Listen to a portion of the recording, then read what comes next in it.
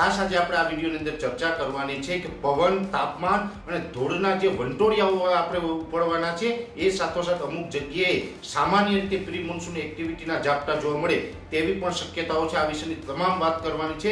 સૌપ્રથમ તો આપને એ જણાવી દઉં, છેલ્લા 2-3 દિવસથી તાપમાન છે જેવી રીતે રોજ 1 થી 2 ડિગ્રી ઉપર આવ્યું છે, અને આજે 7 મે 2024ના રોજ તાપમાન છે 41 થી લઈને 43 ડિગ્રીની રેન્જમાં જોવા મળ્યું, અને અમુક વિસ્તારમાં કદાચ એકલ દોકલ સેન્ટરમાં 43 ડિગ્રીને પણ તાપમાન પાર કર્યું હશે એવો મારો વ્યક્તિગત અભિપ્રાય છે. હવે બીજી વાત આપણે એ સમજવાની છે કે હજુ આવનારા દિવસની અંદર, જેની અંદર આવતીકાલે 8 તારીખ અને પરમ દિવસે 9 મે, એમ 2 દિવસ સુધી જે આ તાપમાનમાં કોઈ ઘટાડો નહીં થાય, 1 પોઈન્ટનો પણ તાપમાનની અંદર ઘટાડો થાય તેવી શક્યતાઓ દેખાતી નથી. 9 તારીખ સુધી તાપમાન આ રીતે રહેશે. 10 તારીખથી તાપમાનમાં રાહત મળશે, પણ એ રાહત છે માત્ર 1 થી 1.5 ડિગ્રીની રાહત હશે. કોઈ મોટી રાહત છે હમણાં મળે તેવી શક્યતાઓ નથી. બીજી વાત એ કરવાની છે, જેવી રીતે જોવા જઈએ તો અત્યારે પવનની સ્પીડ છે નોર્મલ જોવા જઈએ તો 13 થી લઈને 15 કિલોમીટરની ચાલી રહી છે. એ પવન છે અત્યારે નોર્મલ છે, અને આ જ નોર્મલ કન્ડિશનની અંદર પવન છે એ આગળના દિવસમાં પણ જોવા મળે તેવી શક્યતાઓ છે. પણ સાથે સાથે જોવા જઈએ તો હવે જે પવનની સ્પીડ નોર્મલ છે, તાપમાન ઊંચું ગયું છે, આ ઉષ્ણમાં તાપમાનને કારણે જે ધૂળના જે વિટોરિયા બનતા હોય છે, જે વંટોળિયા છે ડમરી ઉડાડતા હોય છે ધૂળની, આવો માહોલ છે આવનારા 2-3 દિવસ સુધી રાજ્યના અનેક વિસ્તારોમાં જોવા મળશે.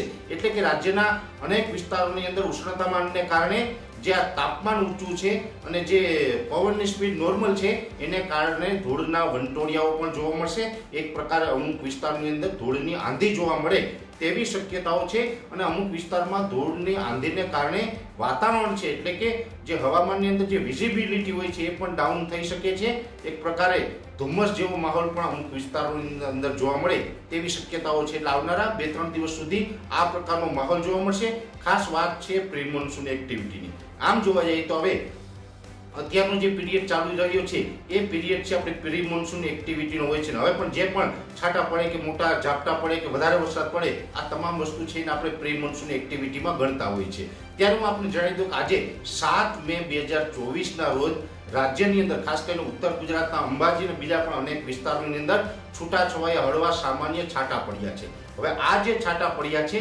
એનું મેઇન કારણ છે તાપમાનનું વધારે પડતા ઊંચું જવું.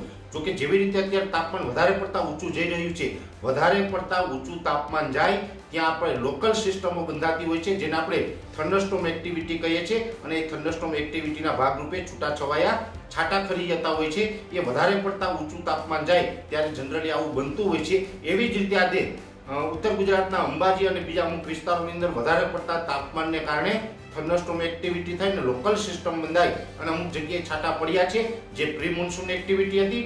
એવી જ રીતે જે આવનારા 2 દિવસ 8 અને 9 મે, આ 2 દિવસ દરમિયાન તાપમાન ઊંચું રહેવાનું છે. એટલે ઊંચા તાપમાનને કારણે અમુક વિસ્તારોની અંદર લોકલ સિસ્ટમ બંધાશે. લોકલ સિસ્ટમને કારણે છૂટાછવાયા એકદમ હળવા સામાન્ય છાંટા પડે.